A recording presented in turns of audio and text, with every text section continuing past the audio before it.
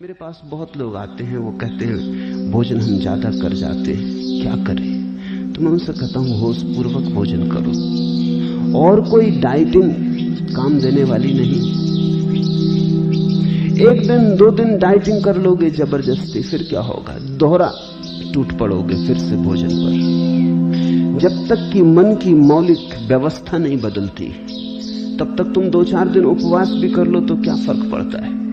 फिर 2-4 दिन के बाद उसी पुरानी आदत में सम्मिलित हो जाओगे। मूल आधार बदलना चाहिए। मूल आधार का अर्थ है जब तुम भोजन करो तो होश पूर्वक करो, तो तुमने मूल बदला, जड़ बदली। होश पूर्वक करने के कई परिणाम होंगे। एक परिणाम होगा ज्यादा भोजन न कर सकोगे, क्योंकि होश खबर दे देगा कि अब शरीर भर गया। शरीर तो खबर दे ही रहा है, तुम बेहोश हो इसलिए खबर नहीं मिलती। शरीर की तरफ से तो इंगित आते ही रहे। शरीर तो यंत्रवत खबर भेज देता है कि अब बस रुको, मगर वहां रुकने वाला बेहोश, उसे खबर नहीं मिलती। शरीर तो टेलीग्राम दिए जाता है, लेकिन जिससे मिलना चाहिए वो सोया है,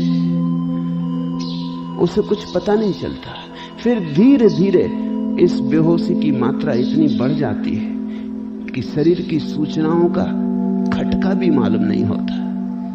होश पूर्वक भोजन करो। भोजन करते वक्त सिर्फ भोजन करो।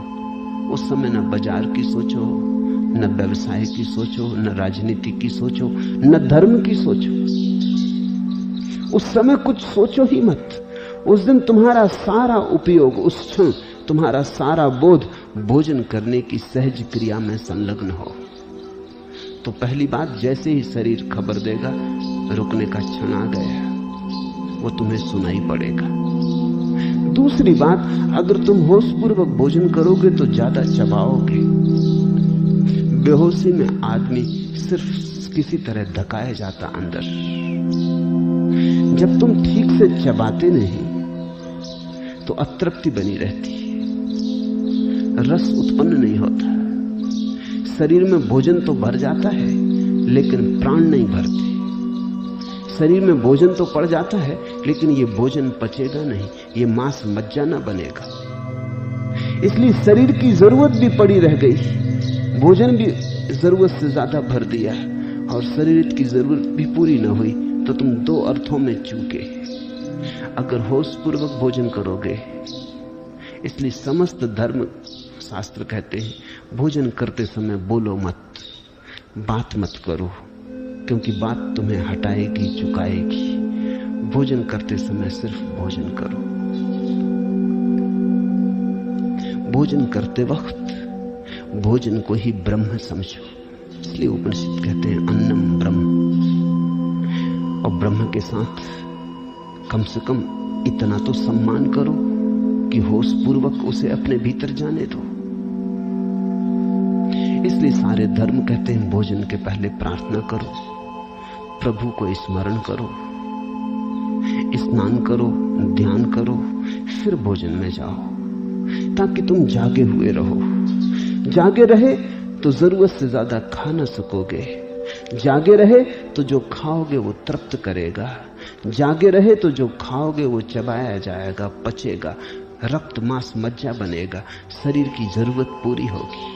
और भोजन शरीर की जरूरत है, मन की जरूरत नहीं। जागे हुए भोजन करोगे तो तुम एक क्रांति घटते देखोगे कि धीरे धीरे स्वाद से आकांक्षा उखड़ने लगी। स्वाद की जगह स्वास्थ्य पर आकांक्षा जमने लगी।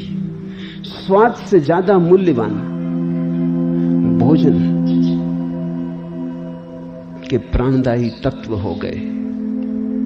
तब तुम वही खाओगे जो शरीर की निसर्गता में आवश्यक है, शरीर के स्वभाव की मांग है। तब तुम कृत्रिम से बचोगे, निसर्ग की तरफ मुड़ोगे।